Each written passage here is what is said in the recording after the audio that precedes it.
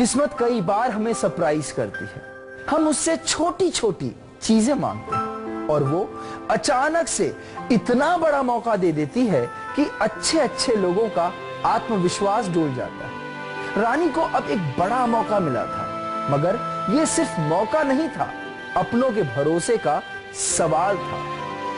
पहले मां का भरोसा, फिर पिता का यकीन और अब एक गैर इंसान का एतबार। रानी के लिए यह फिल्म महज एक मौका ही नहीं, अब बड़ी जिम्मेदारी बन चुकी थी। उसे अब एक्टिंग से लेकर डांस तक सब कुछ सीखना था। वक्त कम था और उम्मीदें बड़ी। रानी खुद फेल हो सकती थी, मगर रानी पर यकीन करने वालों को वो फेल नहीं कर सकती थी। वो स्क्रीन टेस्ट के बाद मुझे ऐसा लगा कि यार ये लोग इतना सीरियस है, वो मुझे इतना बड़ा मौका दे रहे हैं और मैं इतनी खराब हूँ, तो मुझे भी थोड़ी मेहनत करनी चाहिए अभी। रानी को अच्छा लग रहा था।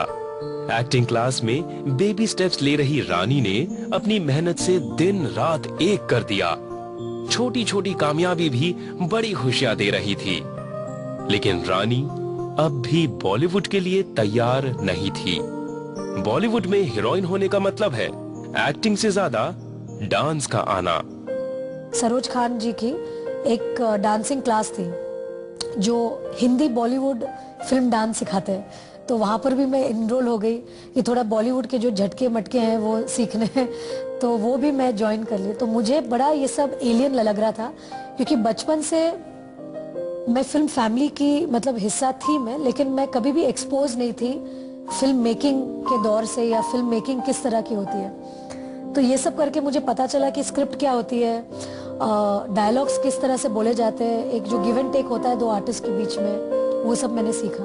इम्तिहान के दिन अच्छे अच्छे जीनियस भी नर्वस हो जाते हैं और रानी ने तो बस अभी अभी एक्टिंग सीखी थी, लेकिन रानी के साथ कुछ अजीब ही हो रहा था। उसे अपने आसपास कुछ भी नहीं दिखाई दे रहा था। वो तो मानो एक ट्रांस में चली गई थी।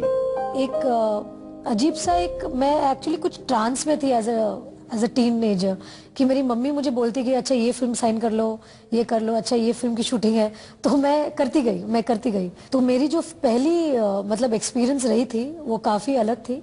और जिस दिन मैं मुहूर्त शॉट के लिए गई, मेरी जो पहली फिल्म की जो मुहूर्त शॉट है, वो शॉट देने के बाद एक अजीब सी एक कॉन्फिडेंस आ गई मेरे अंदर, और मुझे लगा कि ये काफी ठीक है ये, क्योंकि मुझे डायलॉग बोलते समय भी कोई प्रॉब्लम नहीं हुआ कैमरा के सामने, और मुझे ऐसा लगा कि ये शायद मैंने पहले किया हुआ है, क्योंकि मुझे बहुत आसान लगी और मुझे लगी कि अच्छा ये चीज मैं कर सकती हूँ। तो फिर वही हुआ, मेरी जो जर्नी है फिल्म इंडस्ट्री में वो शुरू हो गई मेरे पहली फिल्म से, राजा की आगी बारात से। हालांकि बॉक्स ऑफिस पर राजा की बारात तो नहीं निकली, मगर फिल्मी दुनिया में रानी की बारात जरूर निकल पड़ी। रानी को एक के बाद एक नई फिल्मों के ऑफर आने लगे। आमिर खान के साथ गुलाम करने के बाद तो रानी खंडाला गर्ल के नाम से मशहूर हो गई। लेकिन अब भी रानी बॉलीवुड की बिग लीग में शामिल नहीं हो पाई थी, और तभी रानी के पास एक ऐसा ऑफर आया जिसे लेकर वो सोच में पड़ गई। मुझे अभी भी याद है, हम लोग बॉक्सिंग का सीक्वेंस कर रहे थे और रानी आई मेरे पास आके, मुझे करण जौहर की फिल्म ऑफर हुई है, कुछ होता है, काजोल है उसमें, लेकिन मेरा अच्छा रोल है, करना चाहिए मुझे। बोला यार बहुत बड़ी फिल्म है, शाहरुख खान है, करना ही चाहिए। ये लगेगा मैं मेन हीरोइन नहीं हूँ, यहाँ मैं मेन हीरोइन हूँ। मेन हीरोइन क्या होता है यार, जो भी रोल करो अच्छा करो। मैं कहा हाँ मैं करती हूँ, मैं भी सोच रही हूँ मैं करूँ। लेकिन रानी सिर्फ इतना ही नहीं सोच रही थी, उसके जहन में तो कई और भी सवाल थे और एक डर भी। I was being pitted against a couple, Shahrukh and Kajol, who were supposed to be India's darling in terms of the best romantic couple. और करण ने मुझे ऐसा एक रोल दिया जहाँ पे शाहरुख खान काजोल के पीछे नहीं मेरे पीछे भागते हैं। तो मुझे डर भी लग गया था उस वक्त पे। मेरी तीसरी फिल्म थी, तो मैंने करण से कहा यार करण तूने स्क्रिप्ट तो लिख दी कि शाहरुख काजोल के कैरेक्टर के पीछे नहीं मेरे पीछे भागेगा, लेकिन ऑडियंस कैसे कन्विंस होगी, बहुत ही चैलेंज है, मतलब बहुत ही बड़ी चैलेंज है। तो करण ने कहा नहीं मैं बहुत बिलीव करता हूँ मेरे स्क्रिप्ट में, तो आप सिर्फ कर लो रोल और सब मैं संभाल लूंगा। तो to his credit I think कुछ कुछ होता है आए भी, सबने पसंद भी किया, and it was one of my big tickets for superstardom. कभी कॉलेज के इस गेट पर खड़ी छोटे छोटे सपने देखने वाली रानी अब बॉलीवुड की बड़ी स्टार बन चुकी थी। कामयाबी उसकी बाहों में थी और अवार्ड्स उसके हाथों में। रानी बहुत तेज दौड़ रही थी। वो एक के बाद एक धड़ाधड़ फिल्में साइन कर रही थी। शोहरत और दौलत सब कुछ रानी के कदमों में था, लेकिन रानी के फैंस को तो उससे कई ज्यादा की उम्मीद थी। मुझे बहुत सारी फैन मेल्स मिलती थी, क्योंकि तभी ट्विटर, सोशल नेटवर्किंग साइट कुछ आया नहीं था। मतलब हमेशा एक आता था कि रानी वी लव यू, लेकिन हम चाहते कि आप और सब्सटैंशियल रोल्स करें और ऐसी रोल्स करें जहाँ पे आप प्रोटैगनिस्ट है, कि फिल्म आप पे मतलब आधारित हो। तो मुझे ऐसा लगा कि यार ये जो एक्टिंग की जो मतलब प्रोफेशन है, it's not as simple as going out and earning your bread and butter, it's much more than that. तो मैं तब तक बहुत खुश थी कि मेरी फैमिली खुश है, पैसा घर में आ रहा है, सब खुश है, सब कुछ अच्छा जा रहा है, लेकिन acting is much more than that. It's a much bigger responsibility. I have a responsibility towards the fans who love me, who expect a lot out of me. तो फिर मैंने डिसाइड किया कि मैं अभी वही फिल्में करूँगी जो मुझे एज एन ऑडियंस अच्छी लगे देखने में, और मुझे एज अ एक्ट्रेस काम करने को अच्छा लगे। फिर मैंने साथिया की, फिर हम तुम, फिर चलते चलते, ये सब मैंने अपने चॉइस से की। युवा, बंटी और बबली, ब्लैक, राइजिंग। एक एक्टर को जिसे लोग इतना पसंद करते हैं, उसकी रिस्पॉन्सिबिलिटी ये होती है कि वो दर्शक को अच्छी अच्छी फिल्में दे, अच्छे किरदार दे। रानी एक टीनेजर से अब एक समझदार एक्ट्रेस बन चुकी थी। उनको करीब से जानने वाले उन्हें इंडस्ट्री की उन चंद एक्ट्रेसेस में शुमार करते हैं जो जमीन से जुड़ी है। यह कामयाबी को तो सभी अपनाते हैं, मगर रानी में तो दूसरों की नाकामी को अपनाने का हुनर भी है। आई थिंक रानी की एक बात बहुत अच्छी है कि वो एक टीम प्लेयर हैं। पिक्चर चाहे चले या ना चले, वो फिल्म के साथ स्टैंड करती है और उस फिल्म से जुड़े सभी लोगों के साथ स्टैंड करती है। मुझसे दोस्ती करोगे मेरी पहली पिक्चर थी, वो नहीं चली, मैं बहुत अपसेट था। एक दिन रानी मेरे घर पे आई, मैं और मेरी बीवी के साथ वो बैठी, हम लोग ने पकौड़े खाए, चाय पिया, and she just encourage me के come on, you know, no problem, कुछ होता है इससे, let's move on to the next film. तो I think that is one quality of hers which is very nice. Rani अब अपने करियर के सबसे अच्छे फेज में एंटर कर चुकी थी। दर्शकों की तारीफ, फिल्म इंडस्ट्री की तारीफ और क्रिटिक्स की तारीफ, ये सब रानी को मिल रहा था। फिल्म ब्लैक में तो उनके शानदार अभिनय की तुलना अमिताभ बच्चन से की गई। रानी के लिए इससे बड़ी खुशी की बात और क्या हो सकती थी? I think I would say Black would be one of my high points in my career in terms of film, because जिस तरीके का किरदार था मिशेल मैकनेली का, और जिस तरीके से वो फिल्माया गया था, I think it was one of the first on Indian screen. The most heartfelt films of mine. It was a film that changed me as a person, I can say, because I was introduced to a world which I had not known at such proximity. The world of the deaf, dumb, blind people, the world that they live in, and how happy they are in that world. So in fact it was a changing phase for me as a person as well. So yeah, Black is one of my most special films. कामयाबी जब बहुत बड़ी हो जाए तो उसे संभालने का हुनर भी सीख लेना चाहिए।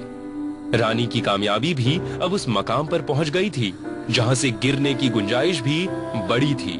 ग्लैमर की दुनिया में बने रहने के लिए तारीफ से ज्यादा तकदीर की जरूरत होती है, और तकदीर अब रानी को कुछ सिखाना चाहती थी। मेरा फेलियर मुझे देखना पड़ा। जब भी एक फेज था जब everybody was writing me off because the kind of films I was doing, they were not substantial roles as I would put it. लेकिन as a person I think I'm a fighter. I'm open to all challenges all the time. रानी चुनौतियों के लिए तैयार थी, मगर एक के बाद एक फ्लॉप हो रही फिल्मों के अलावा कुछ और भी था जो रानी को अंदर ही अंदर कमजोर कर रहा था। न जाने क्यों रानी ने खुद ही अपना दायरा कम कर लिया।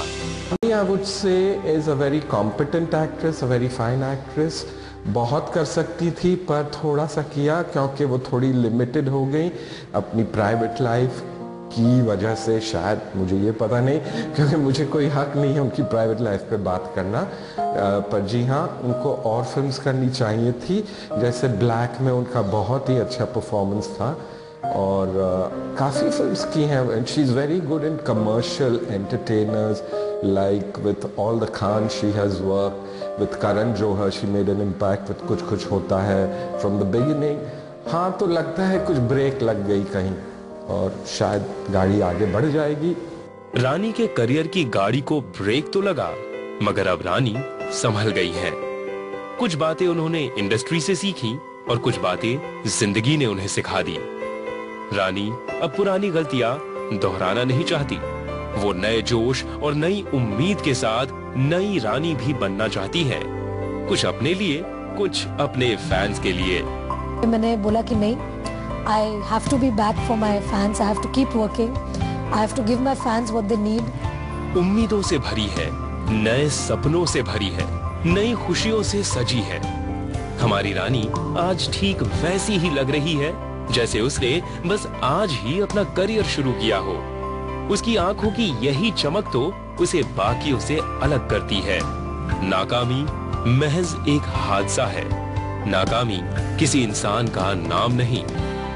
पर यहाँ पे see I believe that failure is an event, not a person. But unfortunately the film industry doesn't think that. The film industry thinks that failure is a person, not an event.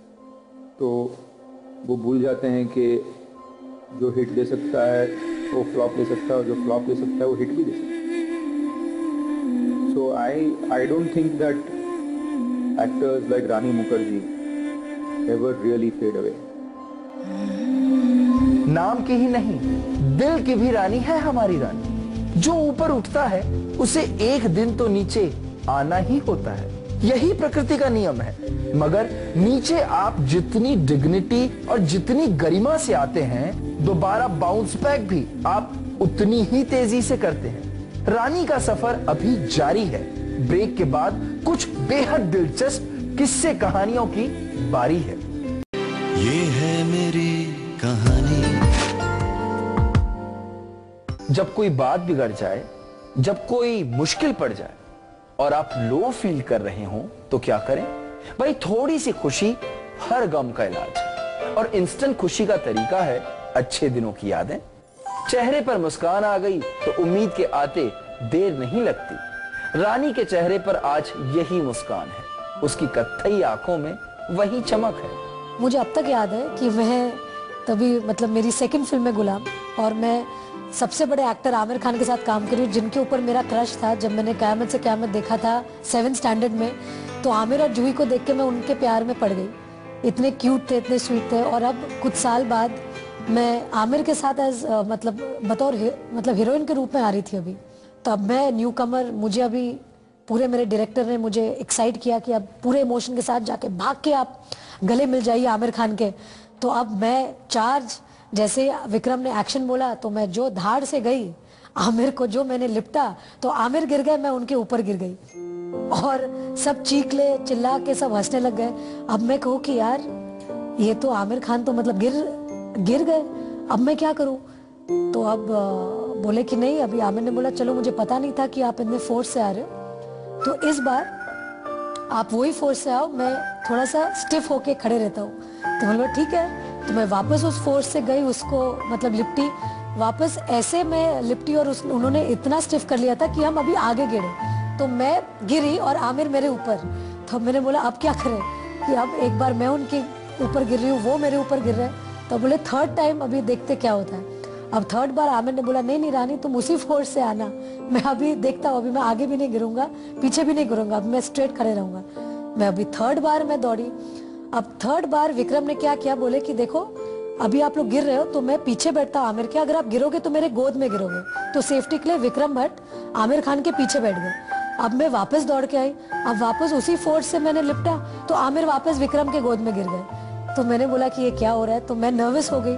और आमिर बोल रहे यार विकी तू किसको लाया यार acting करने, ये तो मतलब इंजन की तरह आती है। तो वो इंजन वर्ड मुझे अब तक याद है कि आमिर ने मुझे इंजन बोला था, लेकिन खुशी की बात यह है कि वो गिरना मुझे भारी नहीं पड़ा। गुलाम बहुत अच्छी चली और I think we overcame all our obstacles and I think we at the team Ghulam made a great film. यही खुशी, यही हंसी आज रानी को नई चुनौतियों के लिए तैयार रखती है।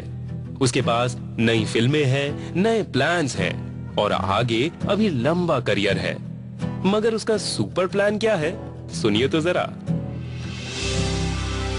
मैं चाय पीऊंगी। मेरे जितने फिल्म इंडस्ट्री के दोस्त हैं जो तभी भी बूढ़े हो जाएंगे मेरे साथ, उनके साथ बैठ के जो मेरी अच्छी मतलब मोमेंट्स है मेरे करियर के और जो मेरी फनी मोमेंट्स है मेरे करियर के, सब बैठ के हम चाय पे गॉसिप करेंगे, बातचीत करेंगे।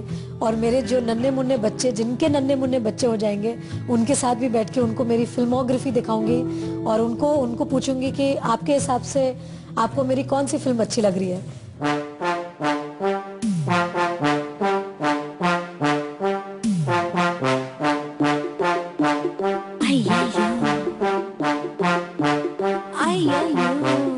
और डेफिनेटली मेरा ड्रीमम वेकअपम गाना भी दिखाऊंगी उनको। ड्रीमम वेकअपम क्रिटिकल कंडीशनम अर्थम वेकअपम हिलडुल सब शेकअपम। तो हर चीज वो दिखाऊंगी जो मेरे हिसाब से मैंने अपने करियर में किया है, जो उनको अच्छा लगे। मेरी बेली डांसिंग भी दिखाऊंगी उनको।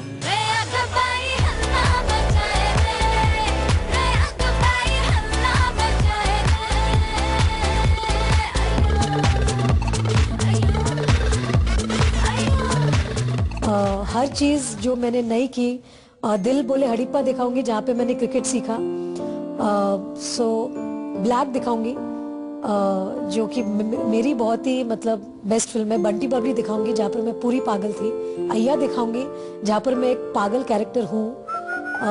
तो मेरी बहुत सारी ऐसे कैरेक्टर्स है जिनको मैंने मतलब I've lived those roles in my life and I would like to sit with my grandchildren and my children and be proud of the films I've done, and I hope that they are proud of me someday when I sit with them, and I hope I live till 80.